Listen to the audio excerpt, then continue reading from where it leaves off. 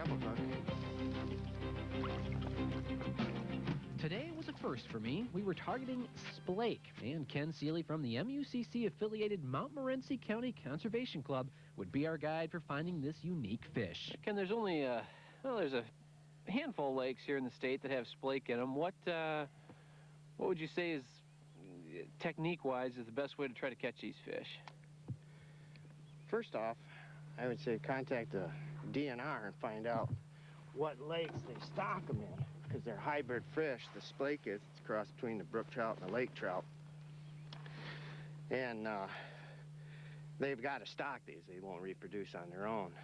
So find out from them what lakes there are and how much they stock them. And then if you're new to the ice or new to Splake fishing, look out on Splake lakes and see where the traffics are at, where the shanties are at. Start there, and then be adventuresome. Stay in an area for about an hour, then move to another one if you're not getting hit in an hour.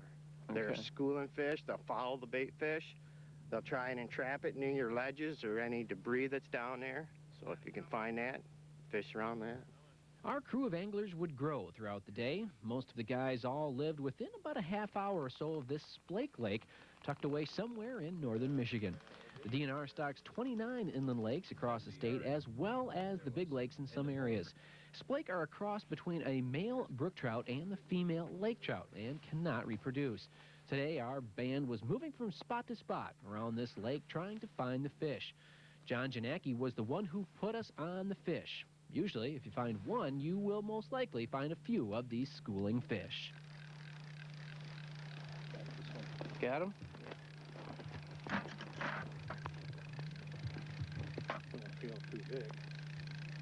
Oh boy. I guess so,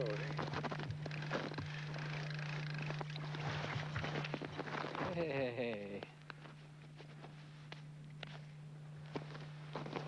That's what we're looking for, eh? Yep.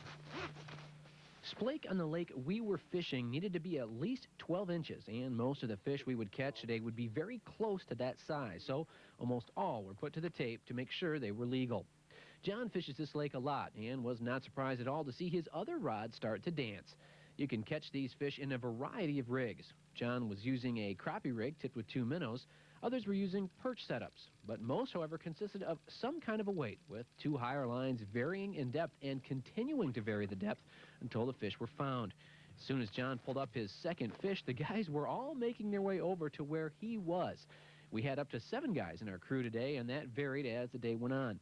All the guys were buddies, so there were not any hard feelings when we all descended on John. Ken told me that these fish are very much like most trout. They are the trout, so they're going to act like the trout. They will spin a whole lot more. If you fight them, we bring them up fairly slow, especially the smaller ones. We bring them up slow because we're so deep. We're in like 60 foot of water here.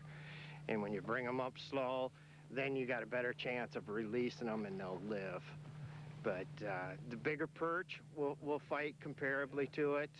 Oh, nice fish. I guess the bigger the Splake is, you're going to know if you got one on that's over 15 inches because they will run and they're going to act more like the lake trout.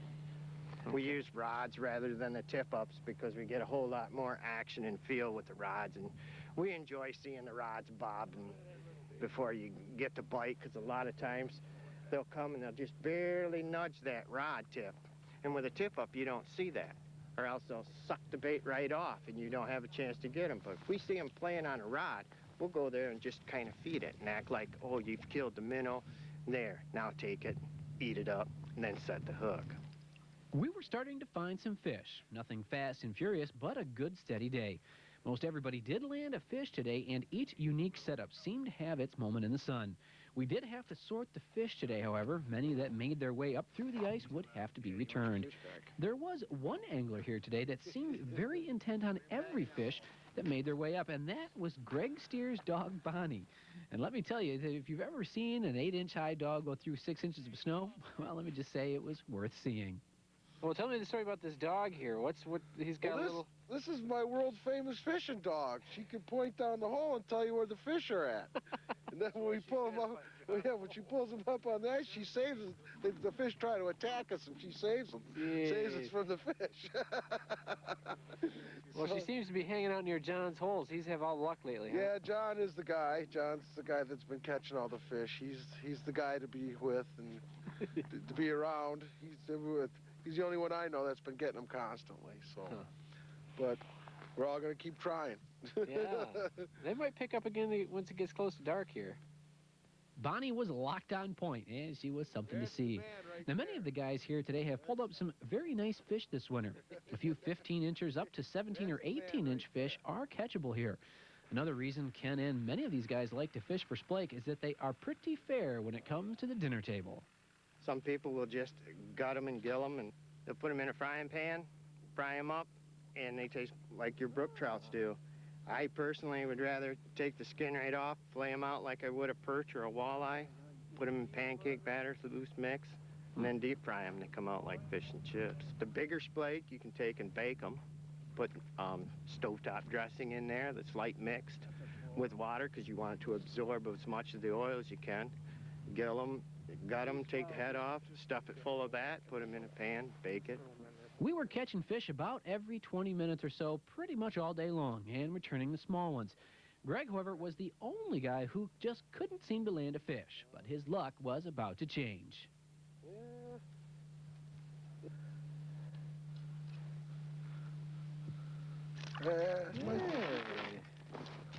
That really looks kind of small. I don't know. I think he looks pretty good. I don't know. Let's measure him and see. Oh, he's all wrapped up. So, even though ice fishing is winding down or completely done in most places, you may just want to do a little homework for next winter. Maybe a Splake Lake is in your future. Just one more thing to add to the list of great things to do in this grand old state.